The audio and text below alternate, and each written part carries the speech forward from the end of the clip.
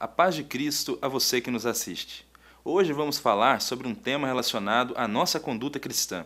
O título desta meditação é Propaganda Enganosa. Ouça atenciosamente a leitura dos versículos 11 até o 14 de Marcos, capítulo 11. Jesus entrou em Jerusalém e foi ao templo. Tendo observado tudo em redor, como já era tarde, foi para Betânia com os 12. No dia seguinte, depois de saírem de Betânia, Jesus sentiu fome. Avistando de longe uma figueira com folhas, foi verificar se acharia nela alguma coisa. Aproximando-se, nada achou senão folhas, pois não era a época de figos. Então Jesus disse à figueira: Ninguém jamais coma do teu fruto. E os seus discípulos ouviram isso.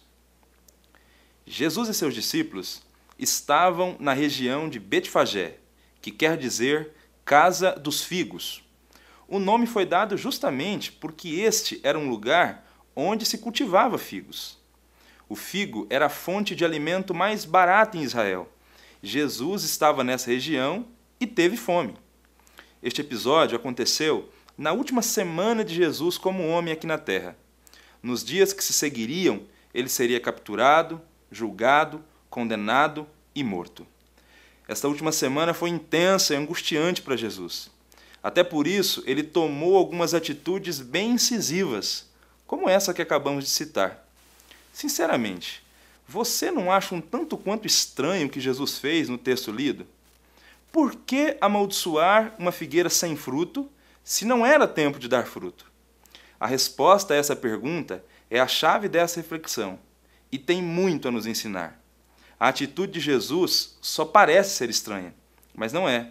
Na verdade, com esta sua atitude, Jesus estava combatendo a vida cristã de fachada. Nós aprendemos com esse acontecimento de Marcos, capítulo 11, que é impossível fazermos propaganda enganosa de nós mesmos diante de Jesus. Eis as razões. Em primeiro lugar, não podemos fazer propaganda enganosa de nós mesmos porque somos alvos da atenção de Jesus. Há uma verdade muito clara nesse texto, a de que Jesus é um excelente observador. No versículo 11 do texto, nós lemos que Jesus entrou em Jerusalém e foi até o templo. O texto diz que tendo visto tudo ao redor. A NVI diz, tendo observado tudo à sua volta. Depois de observar tudo, Jesus foi para Betânia com os seus discípulos e no outro dia, quando voltava para Jerusalém, de novo o vemos observando algo.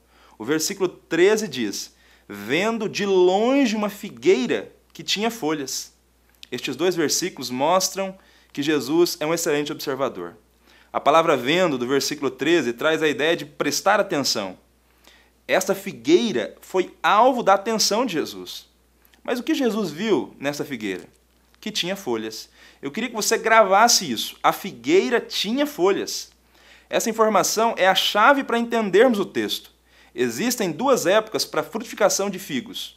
Uma no final do outono e outra no início da primavera. Os figos pequenos, que crescem dos brotos da última safra, começam a aparecer no início do outono, final do mês de março. Quando os figos pequenos surgem, eles surgem junto com as folhas. Em alguns casos, surgem antes das folhas. Lembra do texto? Uma figueira que tinha folhas. É por isso que Jesus vai até ela. Se ela tinha folhas, obviamente deveria ter também fruto. Nós já lemos o texto todo e você já sabe que essa figueira não tinha fruto. Então, o que está acontecendo aqui? Ela estava fazendo uma propaganda enganosa de si mesma. Qualquer um que olhasse essa figueira de longe, qualquer um que estivesse passando por ali, imaginaria, ali está uma figueira frutífera. Qualquer um, menos Jesus. E quer saber de mais uma coisa? Jesus não estava realmente preocupado com comida. A figueira era símbolo de Israel. Em particular, os fariseus, saduceus e escribas aparentavam ser muito dedicados a Deus, mas não tinham frutos algum para mostrar. Eles podiam enganar a todo mundo, menos a Cristo. Jesus, nessa ocasião, só foi até a figueira e fez o que fez para que essa história ficasse registrada e hoje entendêssemos que não adianta tentar enganá-lo. Tentar enganar a Cristo é enganar a si mesmo. Os homens nós até podemos iludir, mas a ele não. Nós somos alvos da atenção de Jesus. Ele nos vê. Todas as coisas estão nuas e patentes diante dos olhos daquele a quem prestaremos conta. Em segundo lugar, esse texto ele mostra que nós não podemos fazer propaganda enganosa de nós mesmos porque somos alvos da inspeção de Jesus. Na sequência do texto, nós lemos que Jesus se aproximou da figueira e não achou nela senão folhas.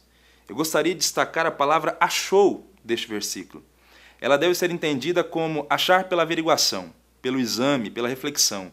Jesus viu e foi inspecionar. Ele procurou fruto. Nós já dissemos que existem duas épocas para a frutificação de figos. E nessa época que Jesus vai até a figueira, os primeiros brotos já deveriam ter nascido. Jesus não foi ver se acharia alguma coisa, como diz o texto, sem razão. Entenda o que ele fez. Jesus não é nenhum louco. Lembra do texto? Ele não achou senão folhas. Essa figueira é uma exceção das demais.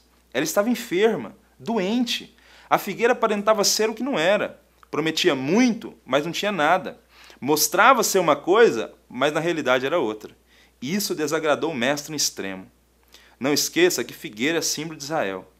Esse povo recebeu as revelações de Deus, mas devido ao exagero no cerimonialismo, no tradicionalismo, tinham muita exibição com poucos frutos. Jesus já havia dito em Marcos, capítulo 7, versículo 6, que esse povo o honrava com os lábios, mas o seu coração estava longe dele. Não havia aparência de Deus em Israel. Eles eram muito comprometidos com os rituais, mas não eram nem um pouco comprometidos com Deus. Em Israel, Jesus achou apenas folhas verdes. Muitas obras religiosas, muitas pessoas carregando as suas Bíblias para a igreja, mas não havia nenhum sinal de fruto na vida deles. Jesus não está nem um pouco interessado em folhas verdes. Não é isso que chama a atenção de Cristo. Ele está atrás de fruto, ele procura fruto. Fruto é compromisso com Deus, diz respeito ao nosso caráter, diz respeito à nossa conduta. A sua vida precisa glorificar a Deus, isso é fruto. E Jesus quer encontrar fruto em sua vida, quer encontrar a aparência de Deus em você. Não brinque com Deus, não brinque de ser cristão, não há como fingir ser algo que não somos diante dele. Todos nós somos alvos da sua inspeção. Por fim, em terceiro e último lugar, nós aprendemos com esse texto também que nós não podemos fazer propaganda enganosa de nós mesmos, porque todos nós somos alvos da avaliação de Jesus. E aqui eu queria te fazer uma pergunta. O que toda avaliação tem em comum? A resposta é bem óbvia. Toda avaliação aprova ou reprova. Qual foi a avaliação de Jesus com relação a essa figueira? O versículo 14 mostra para a gente. Jesus disse o seguinte: nunca mais alguém irá comer fruto de ti. A maldição da figueira é um tipo de maldição para Israel. Jesus reprovou a atitude de Israel. A religião de folhas foi condenada por ele. Mas por que Jesus estava sendo assim tão duro? A continuação do texto explica. Ao continuar seu caminho rumo a Jerusalém, Jesus chegou à cidade e foi até o templo, assim como no dia anterior. E o que ele encontrou ali? Infelizmente, um triste espetáculo. No pátio exterior do templo de Jerusalém, lugar que era dedicado aos gentios, para que os gentios pudessem orar, havia vendedores de pombos, vendedores de boi, de ovelhas. A época em questão era a época da Páscoa e o negócio estava no seu ponto mais alto de lucratividade. Juntamente com os vendedores, sentados de perninhas cruzadas atrás de suas bancas repletas de moedas, estavam os cambistas. Como na área do templo não se aceitava dinheiro estrangeiro, os cambistas o trocavam por dinheiro judaico. E, é lógico, cobravam uma taxinha. Que miséria! Essa foi a cena que Jesus se deparou. Para estes, ele disse: a minha casa será chamada casa de oração, mas vocês fizeram dela um covil de ladrões. Versículo 17. Os responsáveis por tudo isso serviam a Deus de fachada. Foram duramente reprovados. Depois disso, Jesus saiu do templo e da cidade. No outro dia, pela manhã, quando os discípulos passaram pela figueira que ele havia amaldiçoado, viram que ela tinha secado desde as raízes. Que triste fim este da figueira! Atenção! Eu e você também estamos sujeitos à avaliação de Jesus.